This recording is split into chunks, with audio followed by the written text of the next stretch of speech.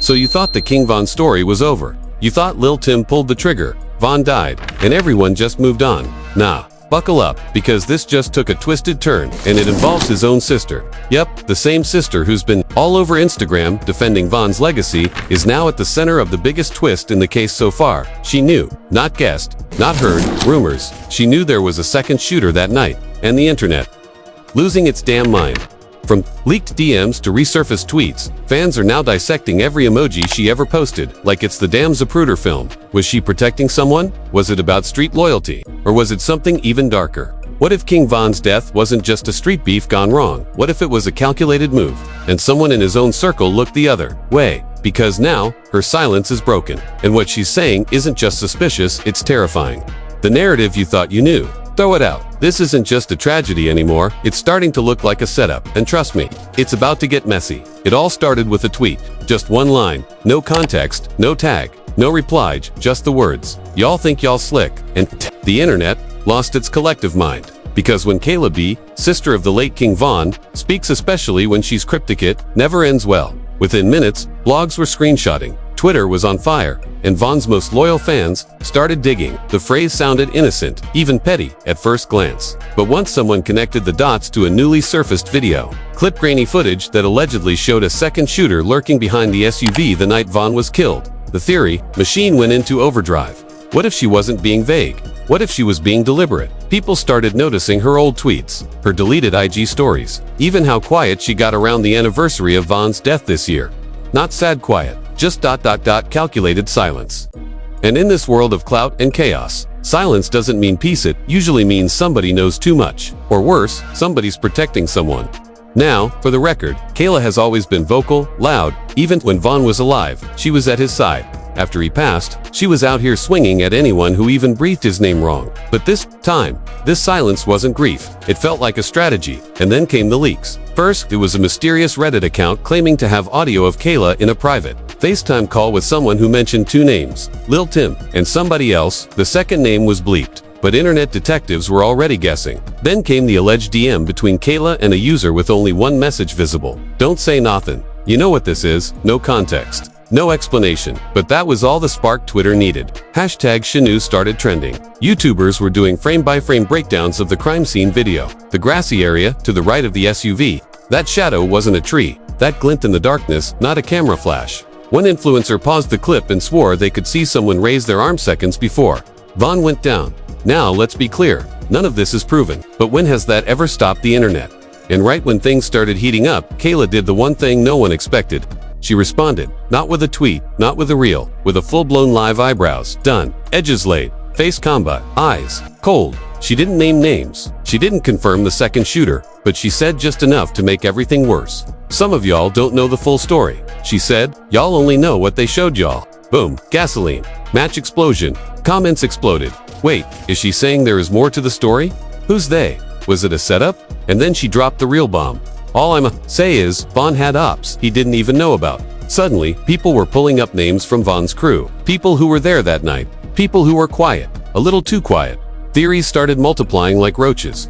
One said Quando Rando was just the decoy, that Lil Tim was the distraction, and the real hitman came from behind. Another said Von was lured there by someone inside his circle, and Kayla's vague tweets were part guilt, part grief. And that's when people noticed something even weirder. Her IG followers dropped by over 5K in one night. Now, this might seem like nothing, but in the influencer world, that's huge. So either bots were being cleaned out, or real people were distancing themselves. And the next day, she unfollowed 2 people from Von's old crew. Quietly, no. Explanation. Was that a coincidence?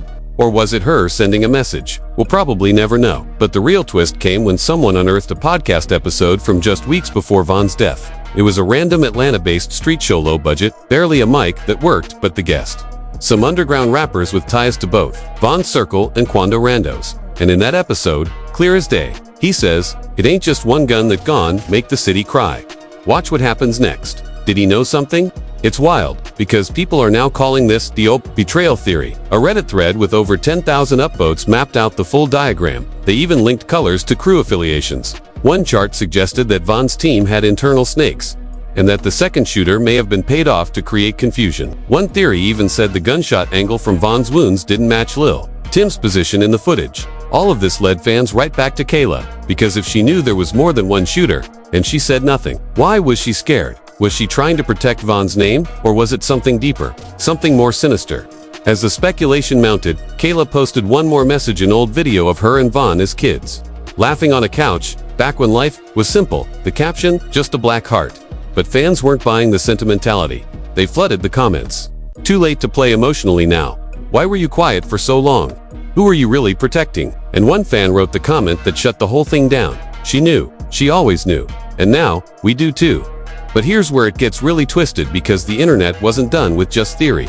They wanted evidence, proof, and then someone claimed they had it. A new angle, a second surveillance camera. A security guard at the club allegedly leaked a few seconds from his phone, showing a new perspective of that night's chaos. You couldn't see faces, but you could hear gunshots, and more than one weapon. That video pulled within minutes. Copyright strike. Channel gone. And yet, the damage was done. The internet already had its narrative. Von's death wasn't random. It wasn't just beef. It was betrayal. And the one person who might have been able to stop it. She was sitting on the truth the whole time. Now, as fans kept digging, they started asking deeper questions. What about the phone logs? The call history? Who texted who? Before that night, was someone lured to that location under false pretenses? Why was Von so exposed? No security wall, no crew fallback. And just like that's just as the comment sections turned into courtrooms, just as Justice for Von started trending again. Just as the internet reached peak frenzy, that's when another voice entered the mix. One no one expected, one that changed everything. It started with Static, a Loris Instagram live clip posted by a burner account with only 46 followers. The caption, "He wasn't alone. I was there." For a few minutes, nobody paid attention. It looked like a clout-chasing troll trying to ride the viral wave. But then people started listening closely and recognized the voice. Raspy, barely hiding the nerves. It was a familiar voice from the streets of Atlanta, one that had been quiet for too long. The voice claimed to be a former affiliate of OTF, not a household name, but someone always in the background of old Von clips. Someone who appeared in videos but never spoke, and now he was saying he saw the second shooter with his own eyes. Not only that, he claimed Von's team knew something was up before they arrived at the scene. According to him, there were texts going around warning that the meet might be a trap. That claim hit like a punch to the gut. Because if texts went out and Von still showed up, that's either fearless ... or suicidal. And neither of those descriptions matched Von. He was smart, calculated. He didn't walk into traps, unless someone made him feel safe. Unless someone close told him, "Nah bro, it's cool, they just want to talk." And who could have given him that confidence? That's when the conspiracy turned back to Kayla again. Because who knows a man better than his own sister? Who could convince him that he was overthinking, that nothing was gonna happen? Fans were now saying maybe she didn't just know. Maybe she reassured him, knowingly or not, that he'd be fine. But it didn't stop there. The so-called OTF affiliate went further, claimed that Lil Tim wasn't even the original shooter, that he stepped in after the first bullet had already been fired. "Watch the footage," he said. "He's reacting, not starting it." And sure enough, people pulled up the clip again, frame by frame. And what they noticed this time was chilling. In the chaos, just milliseconds before Von goes down, there's a flicker, a muzzle flash from the left, near the edge of the camera, way before Lil Tim pulls his trigger. The idea that Lil Tim wasn't first, that's huge. That turns everything sideways. Because then the entire narrative, the fight, the gun, the shot, all of it was a smokescreen, a setup, and Lil Tim, just a distraction. Suddenly, the timeline people accepted for years was falling apart. Von swings, fight breaks out. Tim shoots, end of story. Tim shoots, end of story. But now Von shows up. Trust the meat, is suddenly flanked, and gets hit before he even finishes swinging. And now the most sinister question yet was being asked. Who sent the second shooter? One TikTok creator said it best. If there was another gun, then someone else pulled that trigger. And whoever that is, they've been silent this whole time. Theories began pouring in. Some pointed fingers at rival crews that had long-standing issues with Von, even predating the Quando drama. Others suggested the second shooter could have been hired, paid off by someone who wanted Von out the way. Someone not in the footage, not at the scene, but pulling strings from afar. And still, somehow, Kayla's name kept coming up. Fans started comparing the timeline of her posts the night Von died. One pointed out that she posted an IG story 7 minutes before the shooting. A black screen with a quote, "Not everything is what it seems." That post, deleted 20 minutes later, reposted 2 hours later. Then gone again, and then another. Detail emerged. A member of Von's inner circle, again, not famous, but well-known in certain circles, posted a vague message just days after the incident. It read, "Some people got quiet fast. Too fast." At the time, everyone thought he was talking about Quando's camp. But now, that quote started feeling aimed in a very different direction. People began speculating that Kayla had been warned, not about the shooting itself but about tension, that someone tipped her off that things were heating up, that a meet was happening, and that it might go sideways. And instead of telling Vaughn, she told him to be careful. But not enough. She didn't stop him. She didn't scream, "Don't go." She let it play out. And now, she's carrying that guilt, not openly, but between the lines of her posts, her interviews, her live streams. But the internet doesn't do nuance. The internet does blame. So when someone tweeted, "She knew and stayed silent," it went viral again. And then the real storm hit, when an anonymous message board post claimed that Kayla had been contacted by an FBI task force investigating organized retaliation hits across multiple cities. According to the post, her phone had been flagged. Her texts were reviewed. Nothing illegal, but enough to suggest she had knowledge of the players involved in the Vaughn shooting. Now, is that true? We don't know. But guess what? The internet doesn't care, because to them, truth doesn't matter. Perception does. And right now, the perception is brutal. Vaughn didn't just die from a beef gone wrong. He died because people he trusted didn't tell him the full truth. People who claimed to love him let him walk into a bullet storm. And Kayla, for all her posts, her lives, her public mourning, fans are saying she had chances to stop him, and she didn't. But here's where the story takes an even darker turn. A leaked screenshot from a private IG group chat shows what appears to be Kayla messaging someone. "Y'all better not let that second tape drop." No verification, context. But the username matched her backup account. And just like that, everything went nuclear. Second tape. What second tape? Fans were now convinced there was another video, a cleaner angle, one that proves the presence of the second shooter, maybe even show his face. And if Kayla was trying to stop it from leaking, that meant one thing: she knew it existed. So now the question isn't, did she know? It's how much does she still know, and why is she still hiding it? The fan base is divided. Some are defending her, saying she's being unfairly targeted, that grief makes people act weird, that everyone processes trauma differently. But others, they're calling for her to be investigated, dragged, exposed. And in the middle of it all, a shadowy figure online claiming they have the second tape and they're going to release it in 48 hours. Whether that's real or not doesn't matter anymore. The narrative is set. Vaughn's death wasn't just a murder. It was a mystery. And the one person who might have had the answers all along is now running out of time to speak. But what happens when that second tape does come out? What if it proves everything fans are screaming about? And more importantly, what if it implicates people Vaughn trusted most? Because if the story so far has been wild, what's coming next might burn it all down. The internet had already set the stage, but when the so-called second tape finally surfaced, everything shifted from theory to chaos. It was only 9 seconds long, uploaded to a Telegram group, then reposted to Reddit, screen recorded on TikTok, re-uploaded in 4K by a burner YouTube channel that vanished in under an hour. No names, no watermarks, just raw footage. But what did it show? That was enough to change everything. In the video, a shaky camera follows the chaos from across the street. The crowd is loud, people are yelling, cars are honking. Then, just before the first pop, the pop everyone thought came from Lil Tim's gun, there's movement. From behind a black Honda, a figure in a gray hoodie steps forward, crouched low. The flash from his weapon is faint, but it's there, and he runs, not toward the fight, away from it, vanishes behind a dumpster. Then, half a second later, Vaughn hits the ground. The internet exploded. This wasn't just a second angle. This was the moment the narrative broke wide open, because suddenly, it wasn't about Lil Tim anymore. It wasn't about Kwandu. It wasn't even about the beef. It was about the man in the gray hoodie. And guess who the internet immediately tried to connect it to? An affiliate from Vaughn's own city. Not from the opposing camp.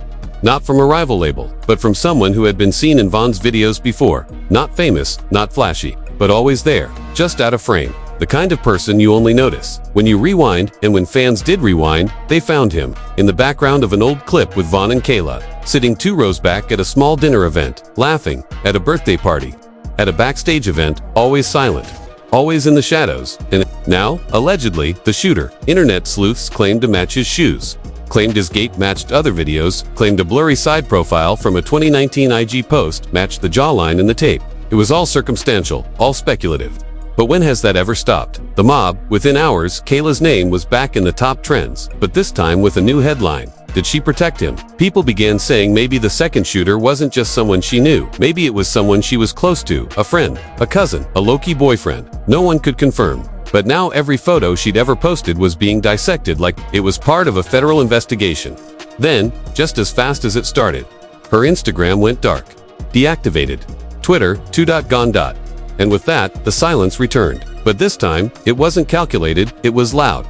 Like thunder before the storm. That night, a fake news article started circulating, claiming Kayla had been detained for questioning in connection with the Vaughn case.